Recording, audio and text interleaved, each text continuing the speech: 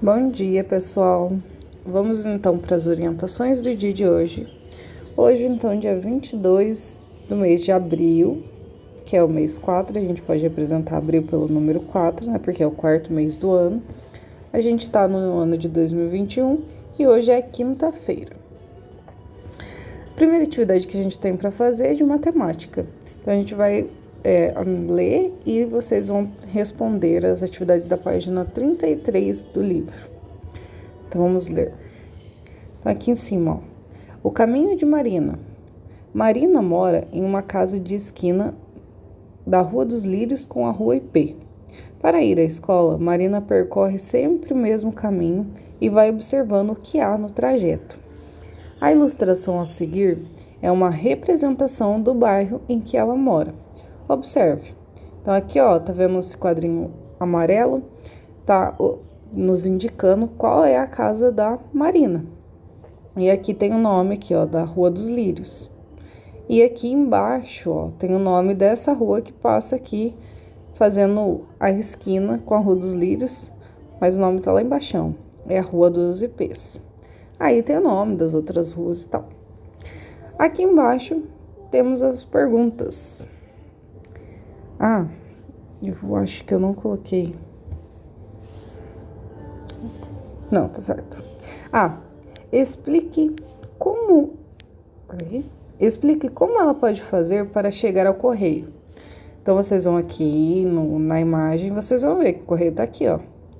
Como que ela vai chegar ao correio? Então, você vai falar, vai andar 2 quadras na rua tal, virar em tal, virar para a direita, virar para a esquerda. Você vai escrever o que ela vai fazer, como se fosse você fazendo esse caminho. Então, você pode falar, vai virar na rua tal, vai virar para a direita, vai virar para a esquerda. No momento que ela vai virar, é vocês que vão decidir. É o caminho que vocês vão fazer. Desde que chegue no correio, tá ótimo, tá? Não fala aqui que é o caminho mais curto ou que é o caminho mais longo. Quer chegar no correio. Se chegou no correio, tá ótimo. B. Ao sair do correio, ela lembrou que precisava comprar um produto na farmácia. Como ela pode chegar? Então, ó, ela já tá lá no correio. Então, ela tá agora aqui no correio. Como que ela vai fazer para chegar aqui na farmácia?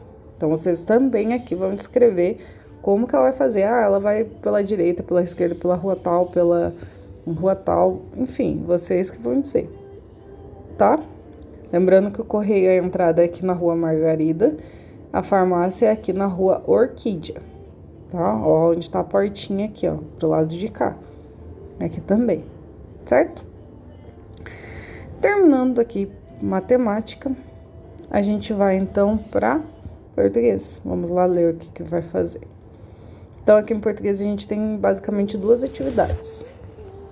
A primeira é analisar a revista e o título de um artigo e fazer umas análises ali que pede na própria página do livro, que é a página 133.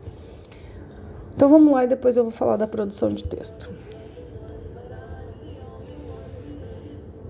Cadê? Aqui. Ó, então, essa daqui é a página do livro que a gente vai estudar hoje. Então, essa imagem grande aqui é a capa de uma revista. O nome da revista é Ciência Hoje. Essa daqui é uma edição especial de botânica. Botânica é basicamente está falando de plantas, tá? Enfim, tem algumas outras informações aqui na capa da revista que você pode ler, que vai te ajudar a responder as perguntas. Aqui embaixo, ó, tem essas letronas grandonas centralizadas. Esse daqui é o título do artigo que a gente vai ler, tá? Então, aqui eu quero que vocês façam uma análise. Aqui era só para vocês analisar. Vamos ler as perguntas agora, tá? Na parte de cima, aqui faz algumas perguntas sobre a revista. Qual é o nome da revista? E já respondi. Por que você acha que a revista tem esse nome? Então, eu já meio que respondi também.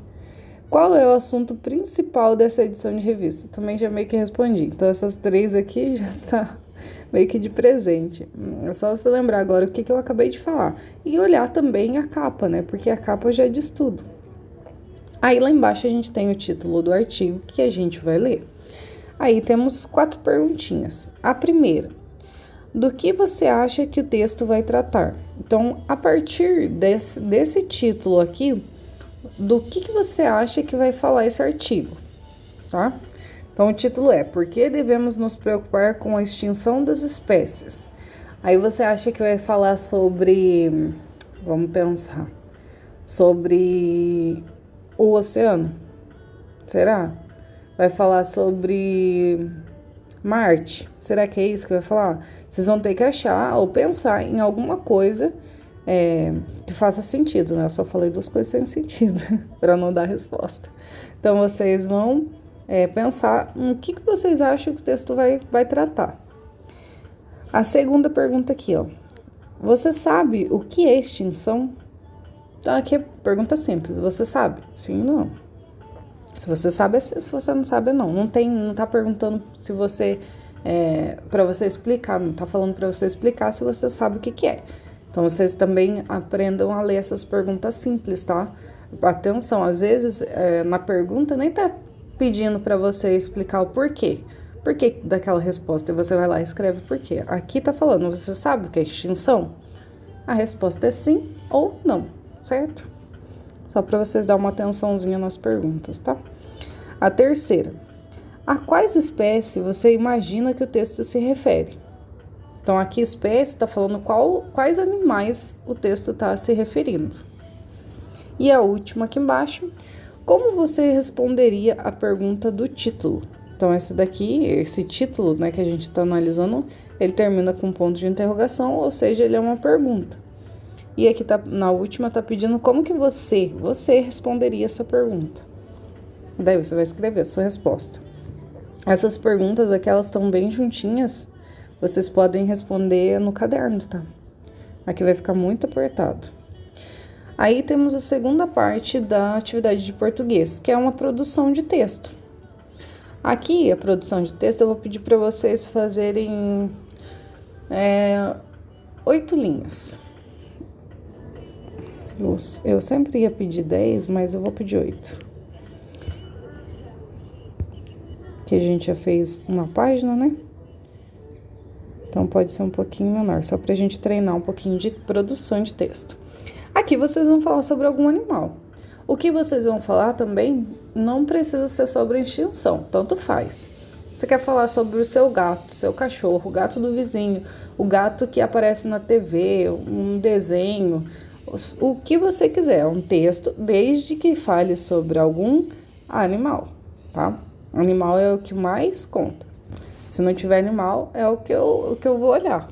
Se não tiver animal, eu vou pedir para você fazer outro. Então, se tiver animal, já o cachorro, o gato, a lagartixa que estava na parede de casa é um animal. A aranha que estava atrás da porta é um animal. Aí já conta. Pode ser até uma história que você se assustou com a barata, com um rato, qualquer coisa, desde que tenha um animal. Aí vocês vão fazer 8 linhas. Lembrando que quando vocês vão fazer um texto, eu quero que vocês tenham atenção. Deixa eu fazer até uma página aqui, ó. Para o título ele vai ficar na primeira linha no centro. Você vai pular uma linha e começar na seguinte. Lembrando de dar um espaço entre a margem e o começo da frase, porque esse espacinho a gente chama de parágrafo. Então, toda vez que a gente começa a escrever, a gente dá esse espaço que a gente chama de parágrafo. A gente vai estudar melhor sobre isso depois, tá? Por enquanto, saibam que ele existe e já comecem a se acostumar. Então, eu acho que eu já até comentei sobre o parágrafo com vocês. Então, vocês vão começar a escrever o texto e vocês vão terminar a linha lá perto da outra margem. Então, você começa numa margem, você vai dar o espaço de 2 dedinhos, que é o parágrafo, vai começar a escrever. A sua escrita tem que terminar lá perto da margem, o mais possível perto da margem. Se a palavra não cabe inteira, use a separação de sílabas. É para isso que a gente separa tanta sílaba. Se alguma hora você perguntou, nossa, por que a professora passa tanta separação de sílaba? É por isso. Mas se você está escrevendo, você chegou aqui no final e estava escrevendo carro e não coube, faz um tracinho e termina na outra linha. Só que tem que estar separada a sílaba certo. Eu não posso, por exemplo, separar o C do A. Só escrever o C lá em cima e colocar o A lá embaixo. Como que é feita a separação de sílaba do carro? É carro. Então, essa sílaba aqui pode estar lá em cima e essa sílaba aqui está embaixo, tá? Aí eu vou ver que nesse caso, se sobrar um pouquinho mais de espaço, nesse caso não tem o que fazer, né? Enfim, vocês vão analisar, cada caso é um caso, mas eu quero que vocês comecem a usar separação de sílaba para preencher até a margem, tá? O máximo possível próximo à margem ali, você vai ver que o seu texto vai ficar bem mais bonitão. Daí, continua escrevendo tal, use o ponto final, se você, a hora que você terminar, tem que terminar com ponto final, né? Por isso que é final. Mas também pode ser o final do parágrafo. Então, você pode pôr 2, 3 parágrafos, quantos parágrafos você quiser, desde que faça sentido, tá? Então, geralmente a gente separa um primeiro parágrafo para começo da história, o segundo parágrafo para o meio da história e o último parágrafo para o final. Mas, como vocês estão agora pegando o jeito de escrita, se tiver um parágrafo só, eu vou contar. Daqui uns dias eu vou começar a exigir mais parágrafos. Mas, por enquanto, é só para vocês saberem que pode ter 3, se vocês quiserem, tá? Outra coisa, se tiver pergunta, usem o ponto de interrogação. E se tiver fala, lembra que a fala você vai marcar com 2 pontos na última linha que você escreveu. Aí você vai na de baixo, vai dar o parágrafo lá, os 2 dedinhos, e fazer um traço que a gente chama de travessão, que é a marca da fala do personagem. Então, isso daqui a gente também já analisou em alguns textos que a gente leu, né?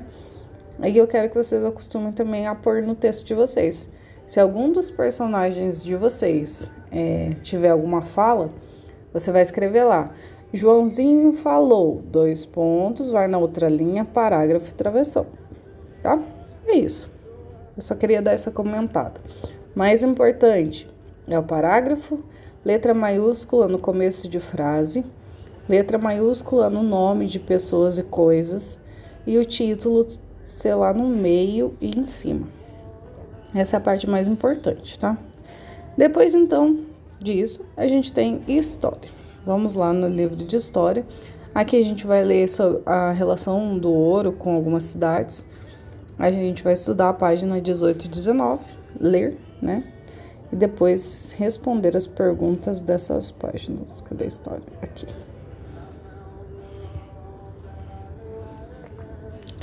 Então, aqui temos a primeira página de história, o capítulo 2, né?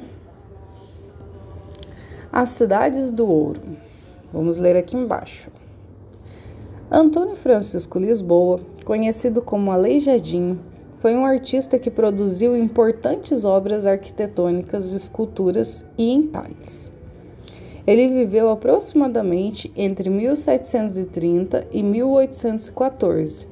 A maioria de seus trabalhos encontram-se na cidade de Minas Gerais, como Ouro Preto, Sabará, São João del Rei e Congonhas. Minas Gerais é o estado, tá? E aí esses próximos nomes, Ouro Preto, Sabará, tal, são o nome das cidades. Então, o estado é como se fosse aqui. A gente mora, vou fazer redondinho, mas não é assim, tá? A gente mora no estado de São Paulo, né? E aqui a gente mora numa cidadezinha que é dentro do estado que a gente chama de São José do Rio Preto. A mesma coisa acontece ali. Minas Gerais é um estado e essas cidadezinhas que são mencionadas aqui são cidadezinhas dentro do estado de Minas Gerais, certo? Aqui então a gente tem uma imagem das estátuas, na verdade, do Aleijadinho. Vamos ler o que está escrito aqui embaixo. Antônio Francisco Lisboa e os 12 profetas, 1800 a 1805. Esse foi o período que ele fez essas esculturas. Conjunto de esculturas disposto na entrada do Santuário Bom Jesus de Matinhoso, em Congonhas, Minas Gerais. Em 1985, o santuário foi declarado Patrimônio Cultural da Humanidade. À direita, detalhe da obra do profeta Isaías. Então, aqui, ó, vocês estão vendo essas estatuinhas aqui? Aqui. Essas estátuas são os 12 profetas que ele está falando. E aqui do lado tem uma imagem dessas esculturas, no caso aqui é Isaías, mais aproximada para vocês verem os detalhes da escultura, tá? Aí temos as perguntas. Primeira, localize na foto A é essa aqui, as esculturas feitas por Aleijadinho. Que ótimo, já meio que identifiquei para vocês. A segunda, observe a foto B com atenção e conte aos colegas a sua opinião sobre essa obra de arte. Então, aqui não tem como contar, vocês vão escrever a sua opinião sobre essa obra de arte aqui, tá? Então, aqui, escrever. Pronto. E a última, em sua opinião, qual seria o motivo para Minas Gerais ter esse nome? Então, aqui vai perguntar, e a gente ainda não estudou bem certinho, né, o porquê Minas Gerais tem esse nome. Eu quero que vocês tentem imaginar um porquê disso e coloquem na sua resposta. Aí a gente vai para a página 19. E aqui a gente começa a falar sobre as minerações e as vilas. Então, vamos ler aqui em cima.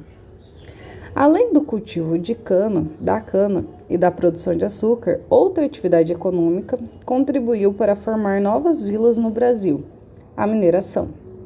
Por volta de 1700, foram descobertas minas de ouro e de pedras preciosas no território do atual estado de Minas Gerais. A notícia se espalhou. Muitas pessoas de outras áreas do Brasil e até de Portugal foram para lá. Havia poucas casas nos primeiros povoados. Depois, eles foram crescendo até se tornarem vilas. Ali, as pessoas com as mais variadas profissões, pedreiros, comerciantes, pintores, alfaiates, músicos, entre outras. O trabalho nas minas geralmente era realizado por africanos escravizados. Alguns anos mais tarde, foram descobertas minas na região dos atuais estados de Mato Grosso, Goiás e Bahia. Então, outras vilas se formaram também nesses locais. Então, aqui a gente tem um mapa. E olha que a gente tem a nossa rosa dos ventos, marcando onde é norte, onde é norte, sul, leste, oeste. Leste é onde o sol nasce, oeste é onde o sol se põe. E daí norte é para cima, geralmente nos mapas, tá? Norte para cima e o sul é para baixo. Aí aqui a gente tem uma legenda. As legendas também são bem importantes nos mapas. A gente tem que saber ler ela para entender o que tem ali naquele mapa. Então, ó, de amarelo, tá vendo que tem esse quadrinho amarelo? Então tá dizendo que onde está pintado de amarelo são as regiões das minas, é o que tá escrito aqui. Então eu sei que onde tiver amarelo no mapa é a região de Minas. Aí temos essa linha pontilhada. Essa linha pontilhada, ela é o limite dos atuais estados. Então, a gente tem vários estados dentro do nosso país e essas pontilhadinhas aqui estão separando um estado do outro. A linha mais contínua, né, essa linha reta, são os limites do país. Então, a gente consegue ver essa linha aqui, que é o limite do Brasil. Aqui vai ser com a Argentina. Não, a Argentina é para baixo. Eu não vou lembrar qual que é o país que fica aqui. Mas aqui na pontinha fica a Argentina. Mas enfim, aqui é o limite com outros países, né? E aqui não tem a linha contínua porque aqui é o mar. Então, não tem divisão com outro país, é com o mar. A divisa é com o mar. Bom, com isso, a gente sabe que aqui nessa região teve ouro, aqui nessa região teve ouro e mineração, aqui e aqui em cima, tá? Outra informação interessante aqui, ó, a gente tem um mapa inteiro aqui do Brasil e só um quadrinho aqui, ó, num pedaço do mapa. Isso significa que o que tá aparecendo nesse mapa maior aqui do lado, que a gente tá analisando, é exatamente essa parte aqui do Brasil. Então, aqui é como se fosse um aumentativo dessa partezinha ali, tá? Pra gente ver com mais detalhes. Aí temos as perguntas. Observe o mapa e responda as questões. O que representa as partes assinaladas com amarelo? Já falei até, né? Tá bem fácil. Hoje, em quais estados estariam localizadas as minas indicadas no mapa? Então, você vai olhar onde estavam as minas e olhar o nome do estado. O nome do estado tá aqui, ó, com letras maiúsculas em negrito. Então, tá bem fácil de identificar o nome dos estados, beleza? Então, você vai olhar onde tá amarelo e vai olhar que estado que é esse dali. C. No estado onde você mora, houve mineração na época? Então, qual que é o nosso estado? São Paulo. Aí, vocês vão olhar aqui dentro de São Paulo e vão ver se houve mineração ou não. Lembrando, ó, a pergunta, houve mineração nessa época? É sim ou não. Sempre prestem atenção na pergunta para vocês não escreverem o que não precisa, certo? É isso. Terminou a história e vocês terminaram as atividades de hoje. Qualquer dúvida, vocês podem me mandar mensagem e a gente se vê. A gente se fala daqui a pouco, né?